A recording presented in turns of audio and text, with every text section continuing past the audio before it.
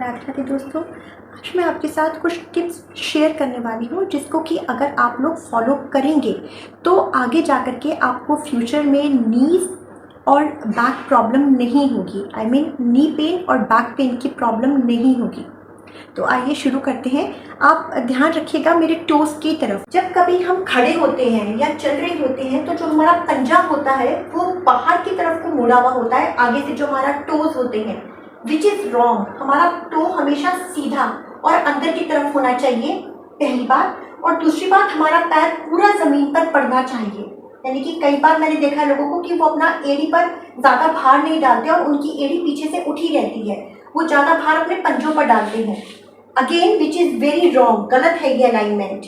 तो एक तो आपका पंजा अंदर की तरफ होना चाहिए और आपका पैर पूरा ज़मीन पर पड़ना चाहिए। हील में कुछ प्रेशर पॉइंट्स होते हैं हमारी इंटेस्टाइन और हमारी बैक के लिए।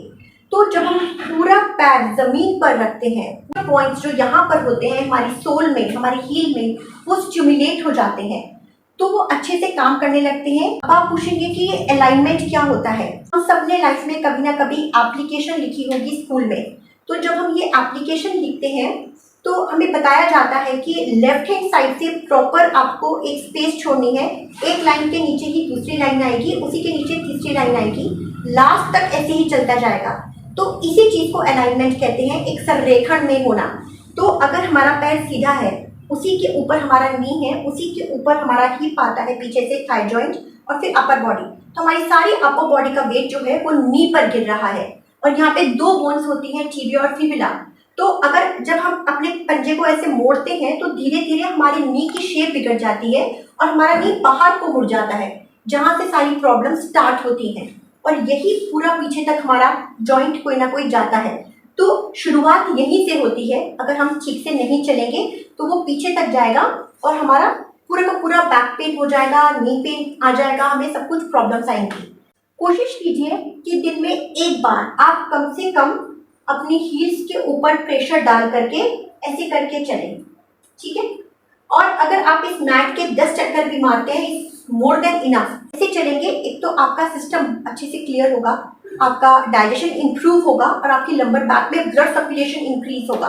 कोशिश कीजिएगा कि आपको दिन में एक बार मलासन में बैठना है, ऐसे करके, ठीक है। अपने एल्बो से अपने नी को पीछे की तरफ धक्का देना है और आपके जो ये नीज है वो आगे को नहीं झुके होने चाहिए, वो पीछे की तरफ होने चाहिए, ठीक है। तो आपका पूरा पैर जमीन पर पड़ा होना चाहिए।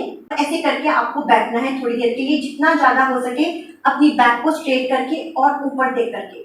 देखिए, आपको खुद देखिए कि आपकी पूरी बैक एकदम स्ट्रेच इलोंगेट हो रही है, ठीक है। तो उस वजह से आपकी ये बैक के लिए बहुत अच्छा है। अगर आपको ऐसा बैठने में प्रॉब्लम आती है, आप अपने हिप्स के नीचे ब्रिक्स, कुशन, तकिए, पिल्लो, बोल्स्टर कुछ भी रख करके उसको ऊपर उठा करके फिर उसमें बैठ सकते हैं। अगेन बहुत हेल्प होगी आपको। लास्ट वन, आप टीवी देख रहे हैं, आप अगर सो भी रहे हैं, लेट रखे हैं, दिन में नैप ले रहे हैं, तो आपको अपने पैरों को सीधा रख करके एंकल रोटेशन करनी है, ऐसे करके। देखिए, अभी मैं आपको करके दिखाती हूँ, ऐसे करके करनी है। देखेंगे आप मेरा पूरा पैर हिल रहा है नहीं, कोशिश करिए कि सिर्फ आपके एंकल हिले।